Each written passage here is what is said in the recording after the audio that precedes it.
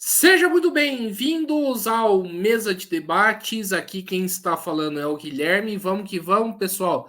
Dá continuidade aqui na nossa programação da semana, conversando, debatendo aí sobre as eleições 2024, né? Conversando aí com os pré-candidatos aí das eleições, né, que estão, né, que irão concorrer aí ao pleito. E continuando aqui a nossa conversa, né, saindo, né, de São Paulo, vamos aí para Minas Gerais, aonde iremos conversar com Anderson Rocha, né? Ele que é do PSTU, né, e está sendo aí pré-candidato a prefeito, né? Me corrija se eu estiver errado, se não cometer nenhuma falha, de Minas Gerais. Então, sem mais nem menos, sem muita enrolação, peço aí para o Anderson fazer aí a sua apresentação inicial.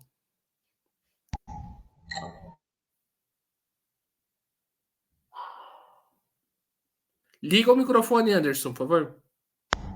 Oi, boa noite a todas e todos.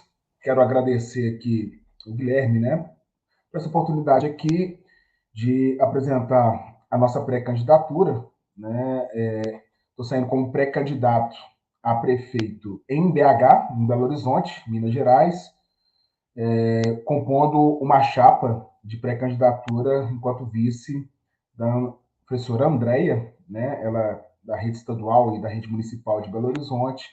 Com isso, a gente está com esse desafio de representar o programa do PSTU na capital de Minas Gerais, né? Então, é um grande desafio para a gente. A gente espera, a partir da conversa aqui, colocando alguns objetivos, algumas propostas, visto que o PSTU vai estar com candidaturas aí nas 15 capitais, né, pelo país, e diante de um cenário, né, de semiclandestinidade.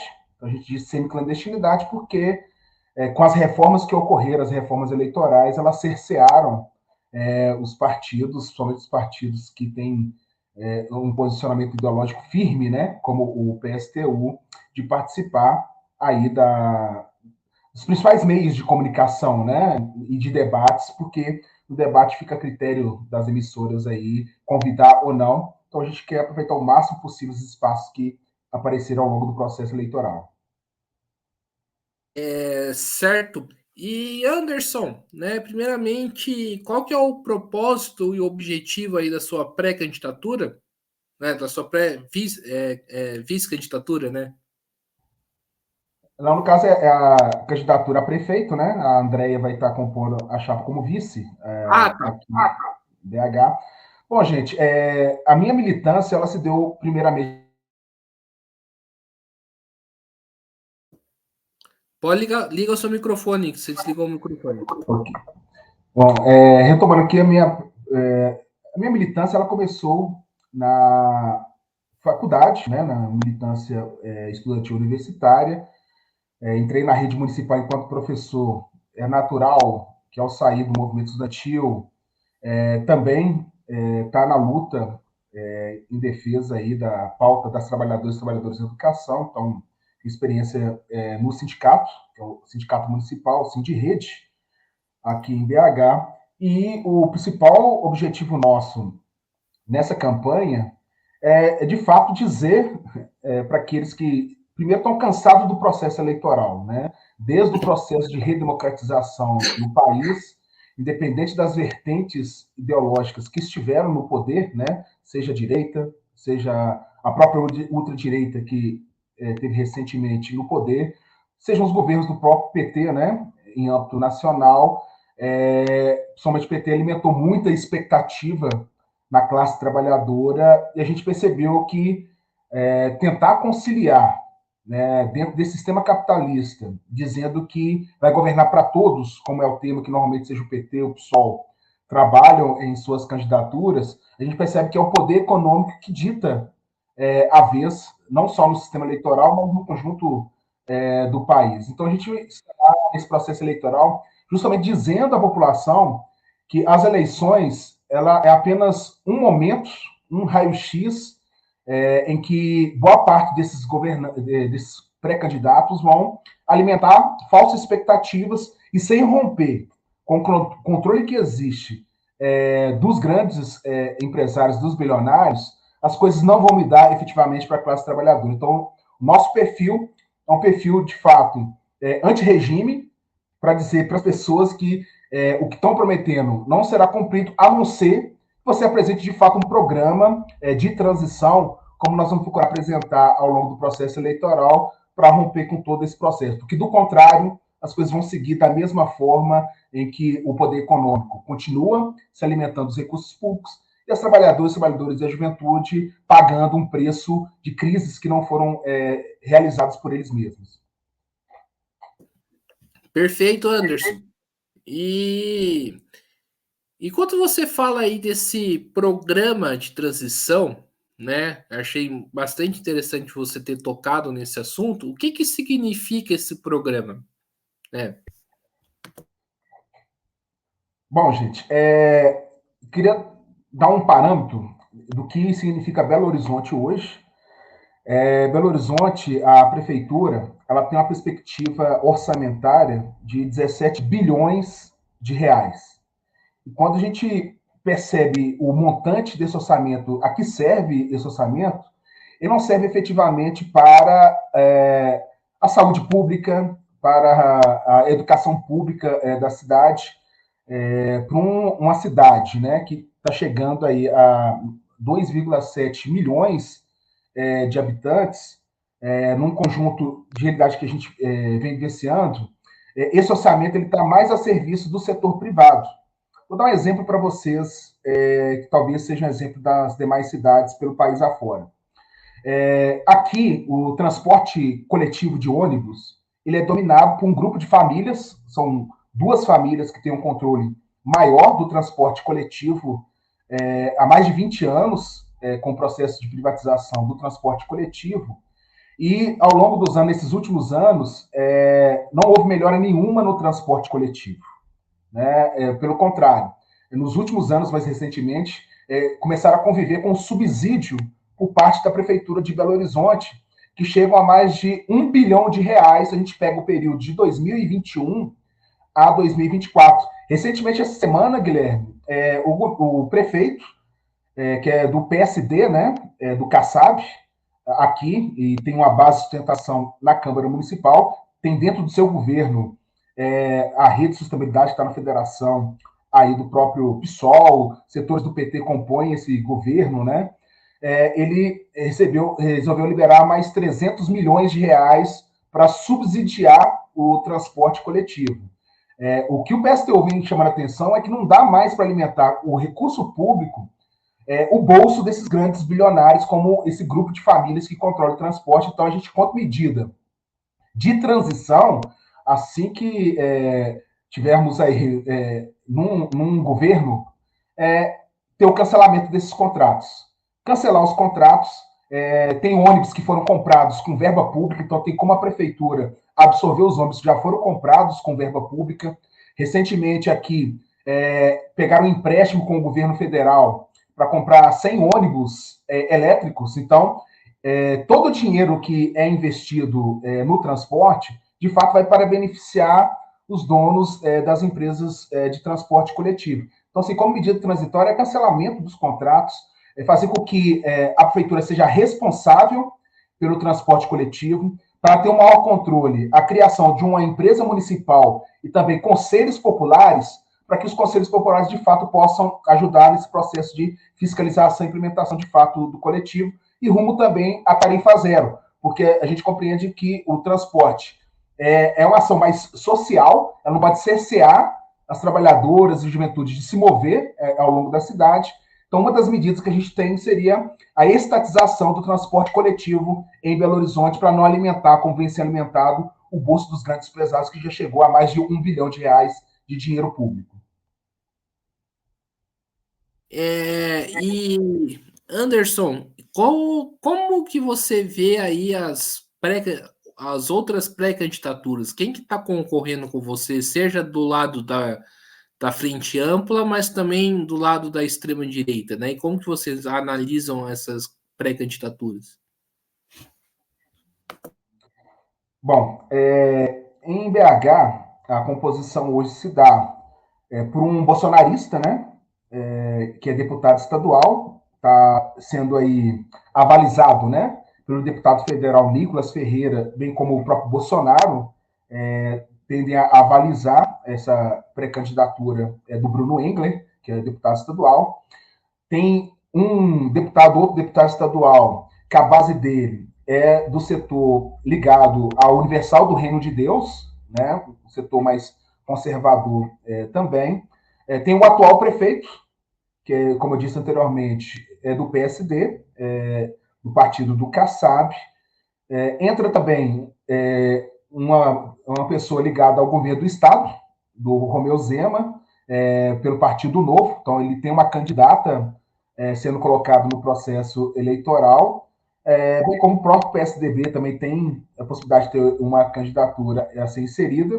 E no campo daqueles que têm até receio de falar que são de esquerda, usam o termo progressista, parece que eles têm muito receio de falar que são de esquerda, esses que se intitulam progressistas estavam se conformando uma candidatura do PT, que é um deputado federal, Rogério Correia, do PSOL tinha a candidatura de uma deputada estadual, e recentemente eles se conformaram, construindo uma frente aí, PSOL, com a Federação Rede, né, com o PT, tendo a Federação PT, PV e PCdoB, em oposição ao atual prefeito.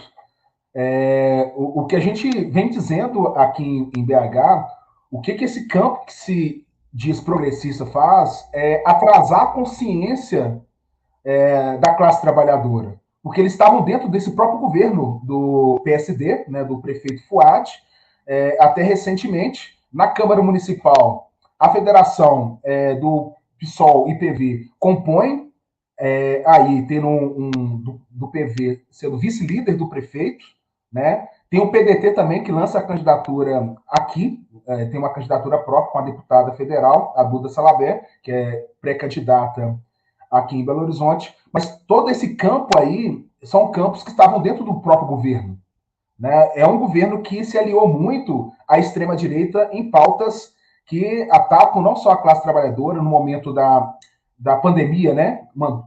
Teve um processo de abertura de todo o comércio, de funcionamento ainda no processo de pandemia.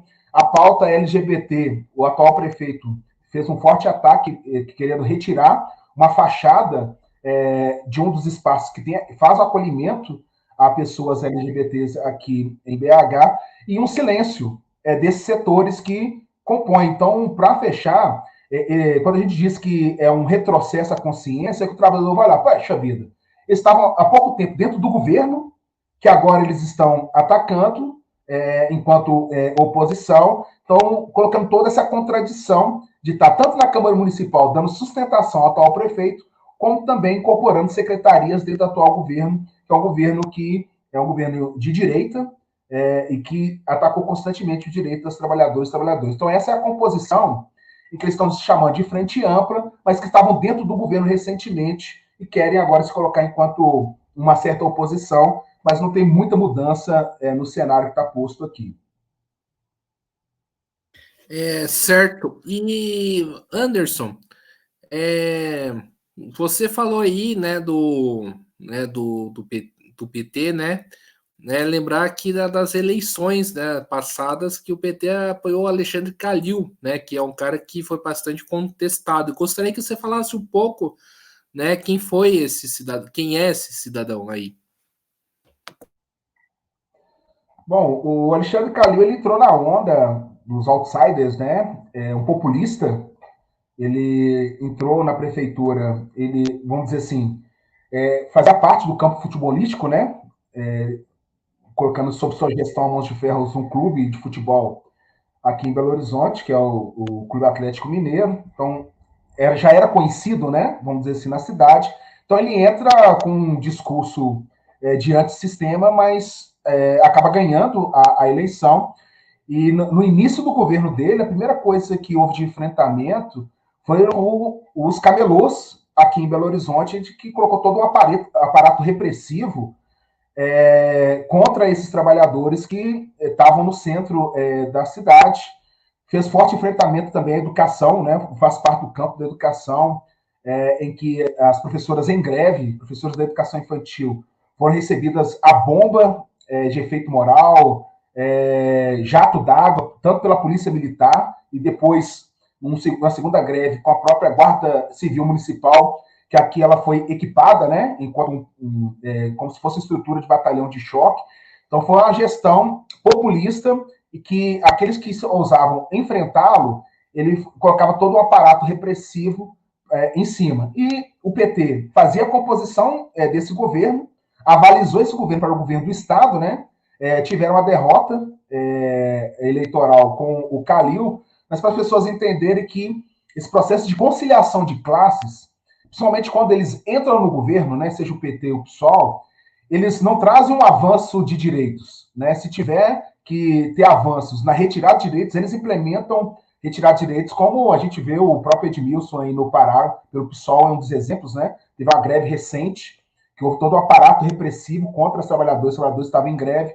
Então, a nosso ver, quando o PT, quando o PSOL assumem esses governos, eles fazem um retrocesso à consciência dos trabalhadores. Por isso que é natural que os trabalhadores se coloquem em oposição ao próprio PT e ao PSOL e são ganhos, em certa medida, pela própria extrema-direita, quando a extrema-direita se coloca contra o antissistema, como foi o caso do Bolsonaro.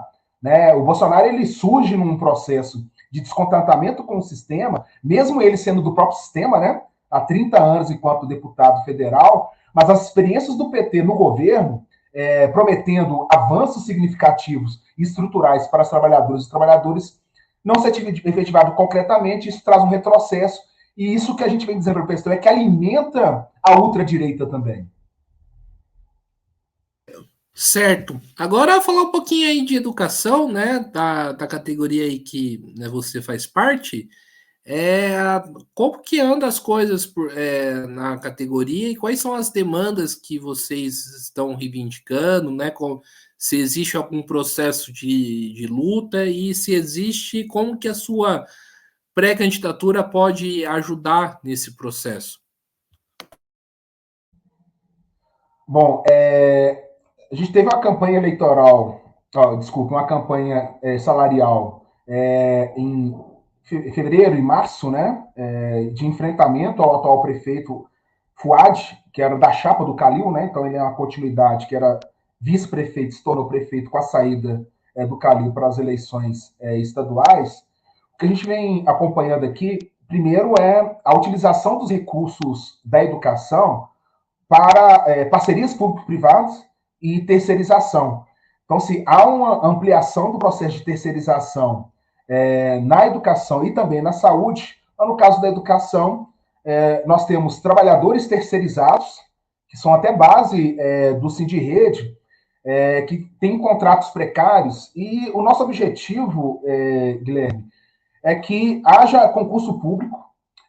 Tem trabalhadores que, de fato, estão há 15, 20, 25 anos atuando nas escolas e teriam muitas dificuldades no processo de concurso público. Então, enquanto uma transição, a gente está propondo ter uma empresa pública que absorva esses trabalhadores para que haja o processo de concurso público e indo substituindo aos poucos, e esses que teriam dificuldades de passar no concurso público ficariam até a aposentadoria, para que, de fato, aos poucos nós introduzíssemos aí o concurso público, para que não haja nenhum tipo de contrato na Prefeitura de Belo Horizonte de forma terceirizada. As professoras e professores travam a luta pelo pagamento do piso nacional da educação, que aqui não é pago o piso na sua totalidade. Então, as greves dos últimos anos foram greves para exigir a aplicação do reajuste do piso, porque como a legislação do piso ela trouxe para os governantes brechas para não aplicação, eu digo brechas porque como nós temos aqui uma jornada de 22 horas e 30, os governos tratam de que o piso seria para uma jornada de 40 horas e tratam de forma proporcional às jornadas o pagamento do piso. Aqueles que recebem acima do piso, como a gente vivencia em Belo Horizonte, acabam não tendo a aplicação do índice do piso. Em 2020, a saída que o governo encontrou para aqueles que estavam abaixo do piso nacional foi mexer na estrutura da carreira, começando uma destruição da carreira, fazendo com que esses que estavam abaixo tivessem uma progressão na carreira e aqueles que estavam acima da carreira não tivessem uma progressão. Em 2022, mais profissionais da educação começaram a ficar abaixo do piso. Então, o que aconteceu em Belo Horizonte foi uma destruição da carreira, não aplicando o índice, mas reposicionando de forma que o piso, a um período médio, longo prazo, possa se tornar um teto, ou seja um valor único a ser pago. Então, nós, no PSTU, defendemos que agir imediatamente a adequação à legislação para o pagamento do piso aos profissionais da educação e acabar com todo o processo de terceirização que está entranhado, né, aqui na Prefeitura de BH. Ô Wanderson, você falou aí a questão do piso, eu acho que a gente poderia fazer a seguinte campanha, não sei o que você acha, né, que o professor, que o vereador, né, o prefeito tinha que ganhar um salário de um professor, né?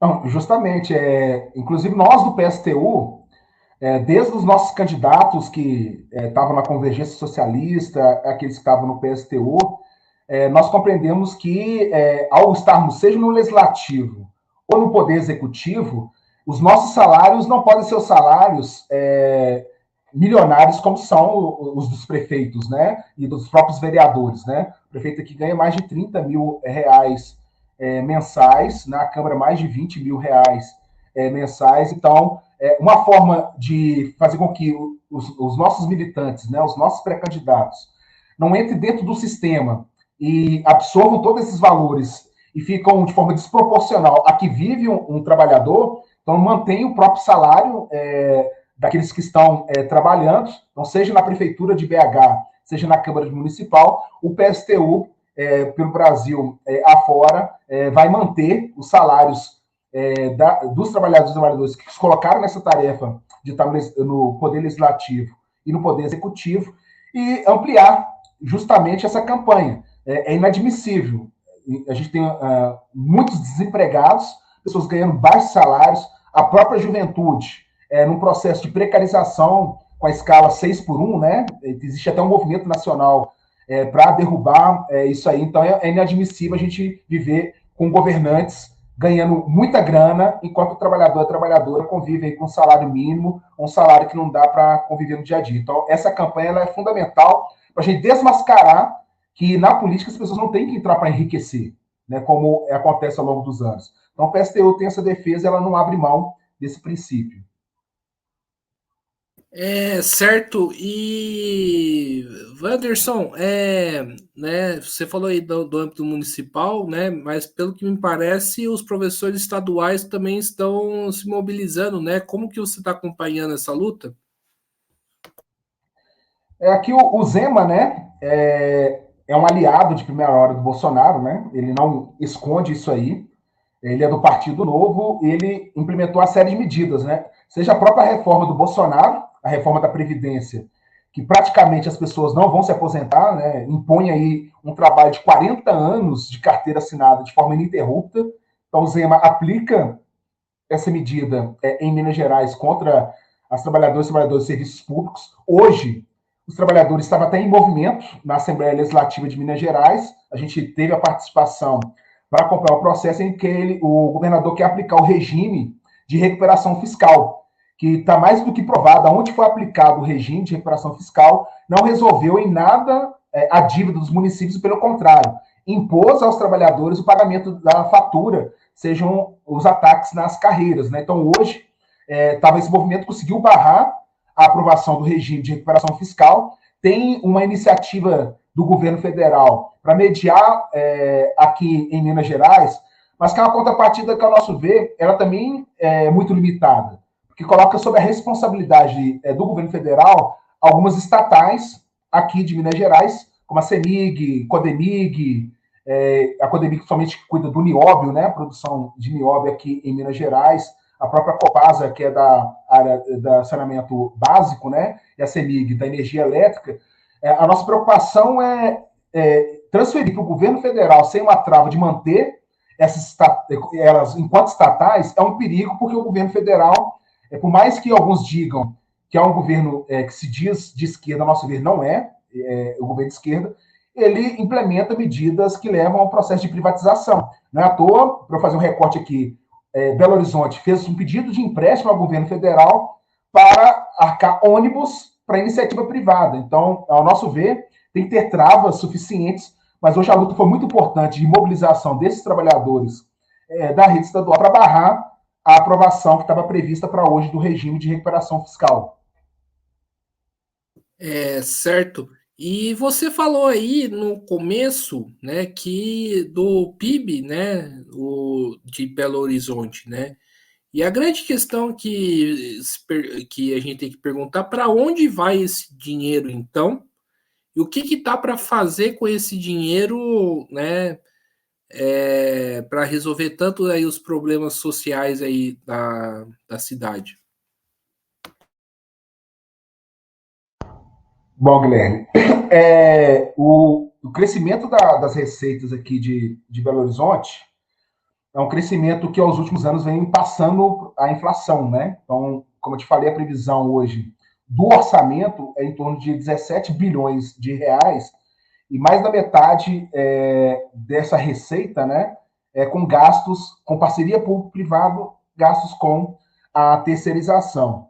Para que as pessoas possam entender do que poderia ser utilizado esse orçamento, o metrô de Belo Horizonte ele foi privatizado no finalzinho da gestão do governo Bolsonaro, foi repassado para o governo do estado, que abriu um processo de leilão. Inclusive, os trabalhadores metroviários, naquele momento, reivindicavam a equipe de transição do governo Lula que barrasse esse processo de privatização.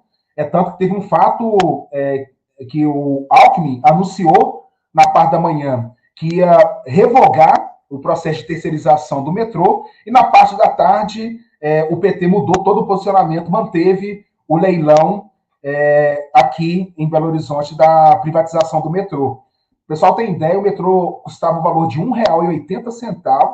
Essa semana teve um novo aumento, foi para R$ 5,50 o valor do metrô, para as pessoas entenderem que a privatização ela não ampliou as linhas do metrô em Belo Horizonte, pelo contrário, essa empresa Comporte, ela ganhou a licitação, pasmem, por 25 milhões de reais. O consórcio vai ter esse processo de privatização durante 30 anos. E a previsão de investimento do governo federal é de mais de 2,8 bilhões de reais para repassar dinheiro público para essa empresa, e o governo do estado de Minas Gerais vai repassar em torno de 500 milhões de reais para subsidiar essa empresa. Então, a empresa que ganha uma licitação com 25 milhões e, em troca, ela tem esse investimento do governo federal. Nós vamos dizer esse processo eleitoral, Guilherme, que nós queremos a reestatização do metrô, sob a responsabilidade da prefeitura, porque, para que as pessoas possam entender, a prefeitura gastou 25 milhões de reais em compras de livros aqui em Belo Horizonte que não teve serventia nenhuma, ou seja, em demanda dos professores e das professoras. Só com dinheiro público, como eu disse anteriormente, para subsidiar o transporte coletivo de ônibus, foram mais de 300 milhões essa semana. Então, a prefeitura tem condições de exigir a reestatização do metrô de Belo Horizonte e fazer a administração do metrô com os recursos que ela tem, evitando que, com isso, o dinheiro siga aí para os grandes empresários e os bilionários daqui da nossa cidade. Então, esses seriam alguns parâmetros que a prefeitura poderia ficar tanto com o transporte coletivo, quanto com o transporte ferroviário, metroviário aqui, e com o não retrocesso do governo federal, nós tivemos um processo de demissão enorme dos metroviários aqui em Belo Horizonte, que nós lamentamos muito, estivemos aí na linha de frente, exigindo que o governo Lula revogasse, de fato, a privatização, e na nossa campanha a gente vai seguindo nessa exigência aí da reestatização, colocando sob a responsabilidade da prefeitura diante dos recursos que a prefeitura de Belo Horizonte possui. Deixa eu ver se eu entendi. Então, a passagem de ônibus, desculpa, do metrô de BH subiu de R$ 1 a mais de R$ 5 durante um período de quase 2 anos? Absurdo. Justamente, né? Então, assim, para as pessoas terem ideia, era mais de 160 mil usuários, né? Hoje está cerca de quase 70 mil, eram 160 mil, agora está em torno de 70 mil usuários, para as pessoas entenderem que, com o aumento do preço da passagem, os usuários passaram a não utilizar mais o metrô diante desse absurdo que sai nesse período de quase 3 anos, né, 2 anos e pouco, de 1,80, chegando a mais de R$ 5 aí, e nenhuma melhoria. A única melhoria que teve foi uma rede Wi-Fi, que mal funciona, mas a extensão mesmo dos trens, né, dos vagões, entre outras coisas, não houve nada, e hoje eles mais ganham ampliando o aumento da passagem do que investir na qualidade do transporte do metrô aqui em BH. Então, você vê isso aí, de 1,80 chegamos a mais de R$ 5 com a privatização do metrô em BH. Anderson, é uma coisa que acho que a gente precisa debater, né? E que vai aparecer muito às eleições é o tema, né, das chamadas, né? Eu particularmente eu sempre costumo refrisar aqui que eu não gosto muito desse termo, né? Porque de segurança não tem nada, né? E muito menos é pública. É o termo, né? Entre aspas, da segurança pública, né? Como que o PSTU e a sua pré-candidatura vê essa questão, né? E qual que é a resposta que a gente tem que ter sem, né, capitular aí as visões de direita, extrema direita, que tem que ter polícia para descer porrada mesmo em pobre, preto e favelado. Bom, para que as pessoas entendam, né? Até o pré-candidato bolsonarista, né? Aqui ele está defendendo na Assembleia Legislativa que haja vigilância armada dentro das escolas, né? E a gente até contrapôs isso aí, porque, na verdade, ele está atendendo um lobby armamentista, né? Porque, de fato, são empresas privadas que estão no projeto que está tramitando na Assembleia Legislativa. Ao nosso ver, a gente não precisa de mais polícia, né? Nós que estamos na periferia sabemos qual que é o papel da polícia, que não é para proteger quem acha aí que é o cidadão, pelo contrário, né? Principalmente nós, negros e negras, sofremos bastante, né? São alvos praticamente diretos. Aqui, Guilherme, nós temos a Guarda Civil Municipal, né? O atual prefeito e outros defendem até o armamento da Guarda Civil. Nós do PSTU, entrando, a nossa proposta é desarmar a Guarda Civil Municipal. Ela tem que cumprir a função dela, que é do patrimônio público, né? Seja no acompanhamento e monitoramento nos bairros, para que haja um melhor acompanhamento.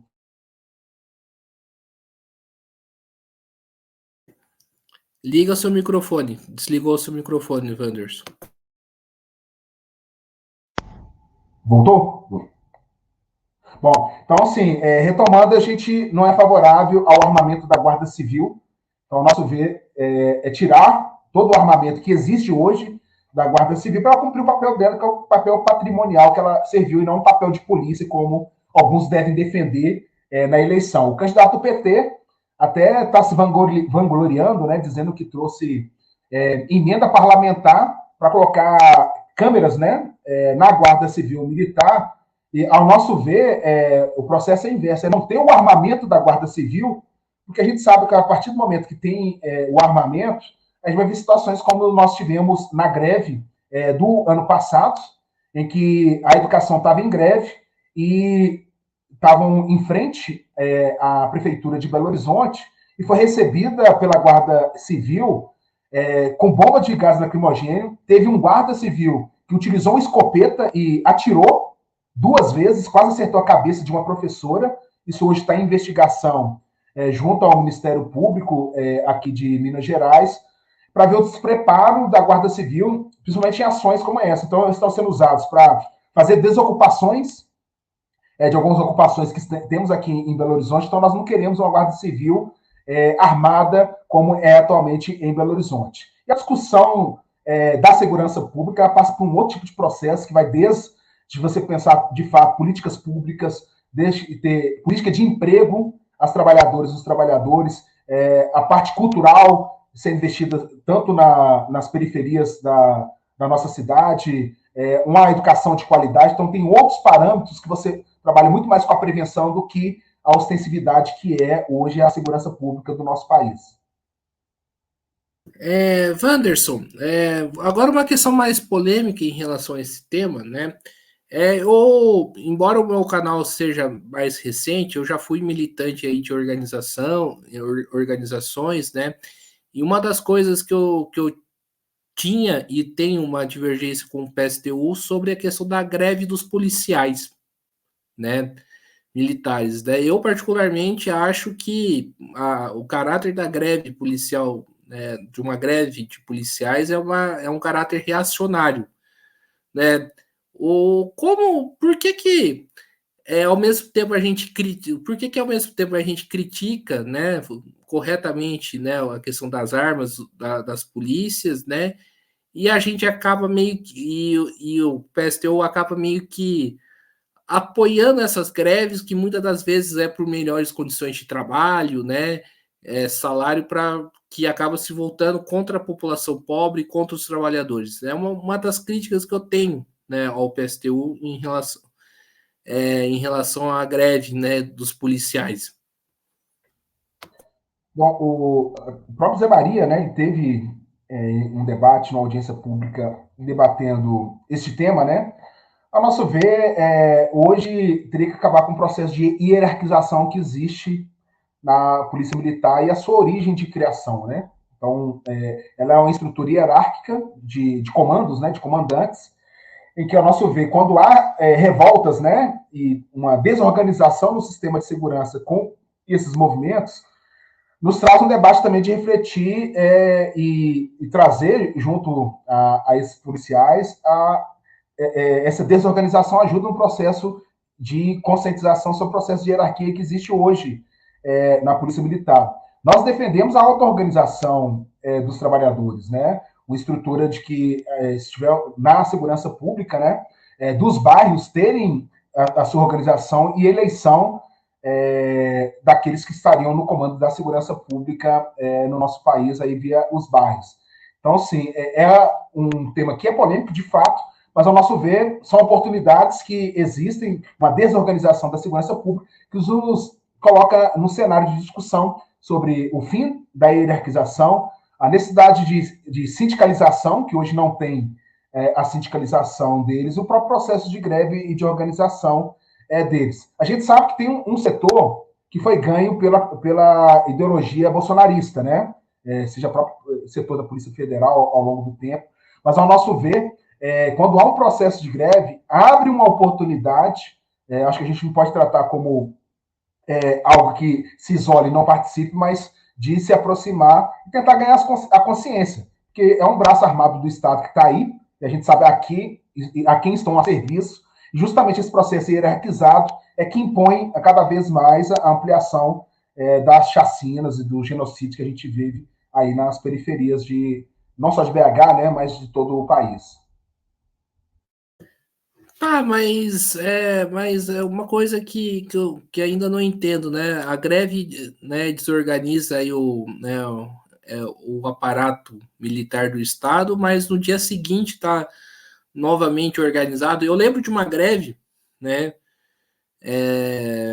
que teve em São Paulo, né, acho que é da Polícia Civil, né, enquanto a população pobre não tinha segurança, né, os mesmos, acho que não foi em São Paulo, né, foi em algum lugar que os mesmos militares começaram a, né, se encapuzar e tacar o terror na população, né, para pressionar o governo. Para mim, acho que tem uma organização aí.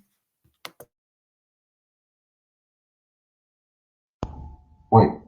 Não, qualquer greve que existe, independente de ser da polícia, a greve ela é um instrumento que o trabalhador e a trabalhadora possuem justamente para ter atendido aí as reivindicações que estão colocadas, né? Seja uma greve da educação que para o processo de ensino, seja a greve da saúde que impacta também o atendimento, né? Então, a greve da própria polícia, por mais que você tenha um processo de corporativismo, né, que é natural que exista entre os movimentos, não é só da polícia, né?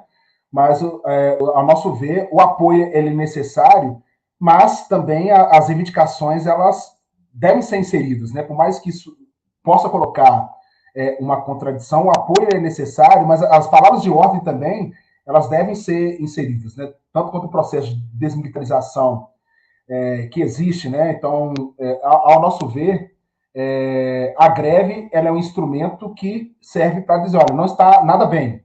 Então, seja da PM, seja de outras categorias, ela impacta o dia a dia de cada trabalhador e trabalhadora. Agora, é diferente daqueles que utilizam o papel, sejam alguns os milicianos e outras coisas que nós não comungamos disso aí. Mas o processo de organização, acho que ele é essencial para colocar a reivindicação, a nosso ver, criar um processo de desestabilização do próprio sistema, né? Certo. Agora indo para uma outra questão, que eu tenho uma crítica, né, para fazer, é em relação à questão do polo socialista, né? Eu sempre converso com gente do PSTU, né? Você me encontrou num evento, né, do PSTU, mas assim, a crítica que eu tenho é que eu acho que os companheiros cometeram um erro, né, em acabar com o polo socialista, né? Porque eu acho que foi uma iniciativa correta e que, frente ao período que nós estamos vivendo, a gente precisa unificar os setores que se reivindicam revolucionários, né? Por que não a gente não recomeça com o polo socialista?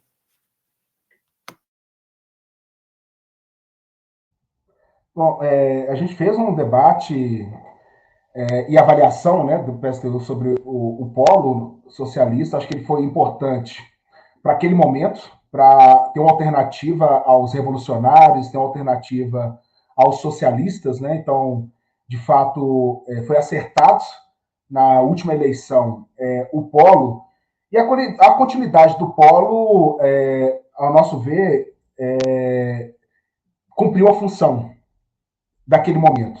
Para as eleições municipais, ao nosso ver, não fazia sentido, diante que é o caráter da própria eleição municipal e dentro das reivindicações. Tanto que, independente do polo, né, não ter continuado, para essas eleições o PSTU vem cedendo legendas, né, a revolucionários, a socialistas e a socialistas, para atuarem nessa eleição municipal. Então, ao nosso ver, acho que cumpriu um papel importante naquele momento, em que você tinha Bolsonaro, que você tinha uma frente ampla, né, colocada sem uma base programática que atendesse a classe trabalhadora no primeiro turno. Então, o próprio Polo cumpriu essa função, aglutinando diversas organizações em torno de um projeto, um programa mínimo, né, revolucionário e socialista ser apresentado no primeiro turno. Então, a continuidade dele, a gente fez um balanço interno, que não havia necessidade da continuidade, visto que o caráter hoje é um outro tipo de caráter que a gente vai vivenciar ao longo da eleição municipal.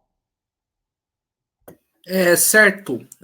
E, Wanderson, para a gente, né, encaminhando aí para o fim da nossa entrevista, né, o PSTU é um partido que se reivindica revolucionário e socialista, né? É uma pergunta retórica, obviamente. Eu gostaria que você explicasse aí para o ouvinte o que significa ser revolucionário e socialista. É possível, né, alcançar o socialismo por meio das eleições ou não? E se, né, e o que significa esse socialismo? É um socialismo que a extrema-direita fala que ou é diferente aí, ou o que vocês, né, acreditam?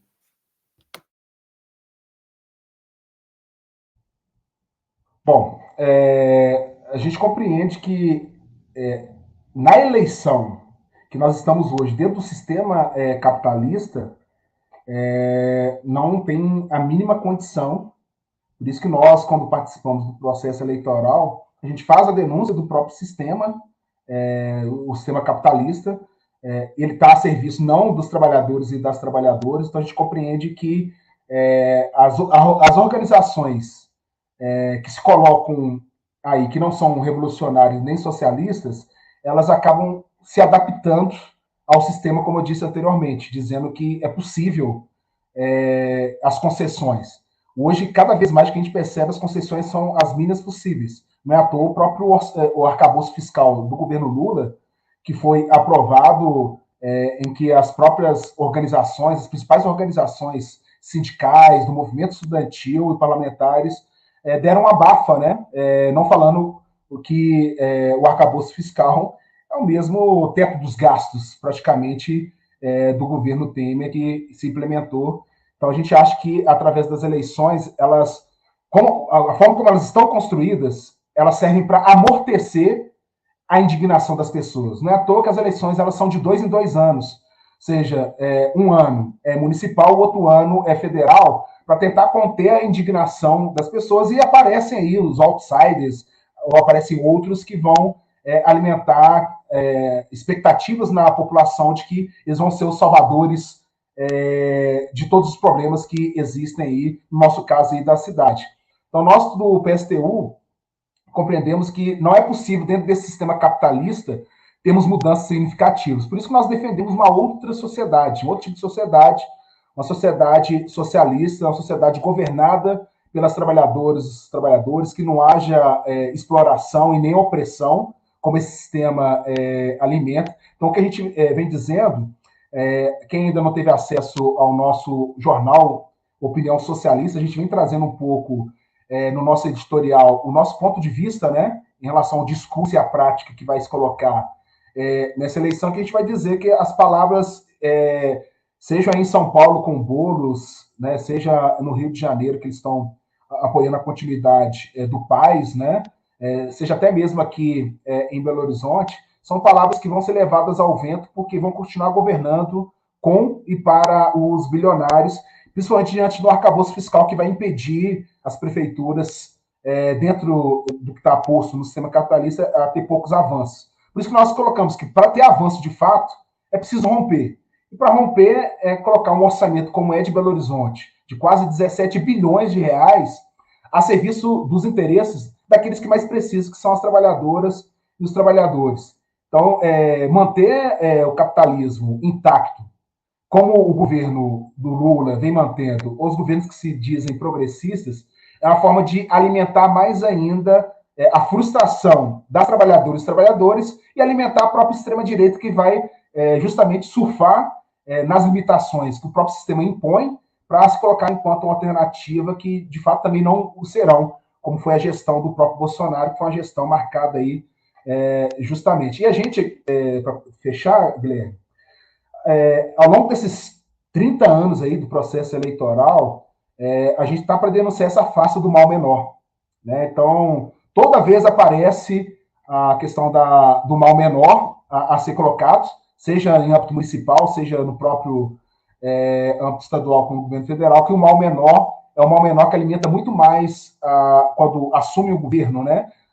Um retrocesso de consciência da classe trabalhadora.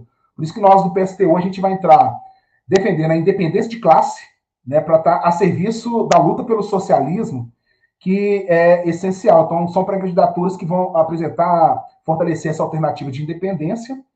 E, enquanto obrigação de revolucionários, né, a gente vai se manter no primeiro turno, mesmo que haja pressão desses setores da construção da frente ampla, como vem sendo apregoada aí, para defender um projeto socialista, um projeto revolucionário, com medidas que, de fato, possam atender às necessidades da ampla maioria, para que a gente mostre o caminho de como se conquista, que é através de mobilização. Como você diz aí, a gente vai apresentar propostas de transição, que de fato que vai mudar a situação da população é uma outra sociedade, que é a sociedade socialista, que de fato atenda, e não um socialismo como muitos dizem, que acha que China, que acha que Cuba, que acha que Rússia, né, são socialistas, mas mantém uma estrutura de organização, a própria Venezuela, né, de oligarquias que comandam aí e não rompem, né, com o processo que existe do próprio sistema capitalista impõe.